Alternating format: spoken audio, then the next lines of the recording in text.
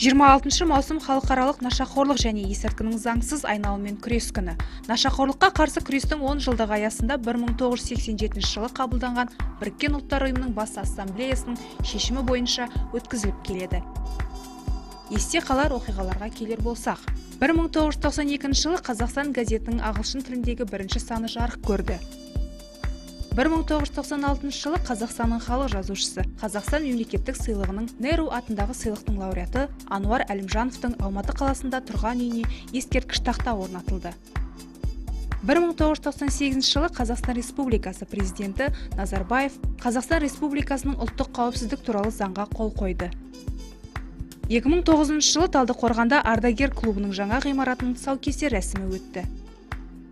Есімдерге келер болсақ, 1824 жылы ағылшынның аса көрнекті физигі, термодинамиканың негізін қалаушылардың бірі Уильям Томсон дүниеге келді.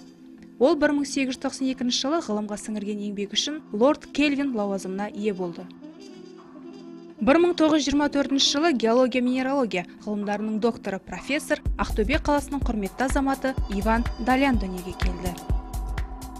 1930 жылы заң ғылымдарының докторы профессор Қазақстан Республикасының ұлттық ғылым академиясының академигі, Қазақстан Республикасының еңбек сіңірген заңгері, прокуратура қызметкері Ғайрат Сапарғалиев дүниеге келді.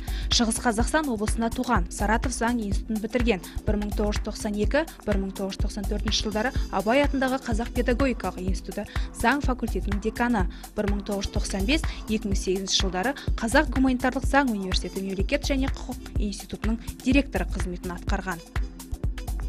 1946 жылы химия ғылымының докторы профессор Қазақстан Республикасы жоғары мектеп ғылым академиясының академигі, Қазақстан мемлекеттік сыйлығының және Сәтбаев атындағы сыйлықтың лауреаты Зұлхайыр Мансұров дүниеге келді. Алматы облысы Сарқан қаласында туған, Қазақ мемлекеттік университетін бітірген. 1968-2001 жылдары осы университетте ғылыми зерттеу жұмыстарымен айналысып, түрлі басшылық қызметтер атқарған. 2001 жылдан Әл-Фараби атындағы Қазақ ұлттық университетінің бірінші проректоры болған. 2001 жылдан Әл-Фараби атындағы Қазақ ұлттық университетінің бірінші проректоры болған.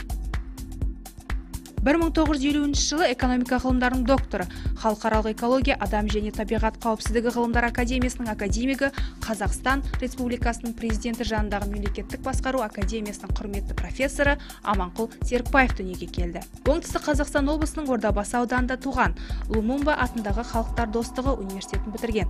Қазақстан Республикасының парламенті мәжілісінің ақпаратты қолдау орталығының меңгерушісі қызметін атқарған. 1967 жылы Қазақстан Республикасы мемлекеттік қызмет істері агенттігі төрағасының орынбасары Саян Ахметжанов дүниеге келді.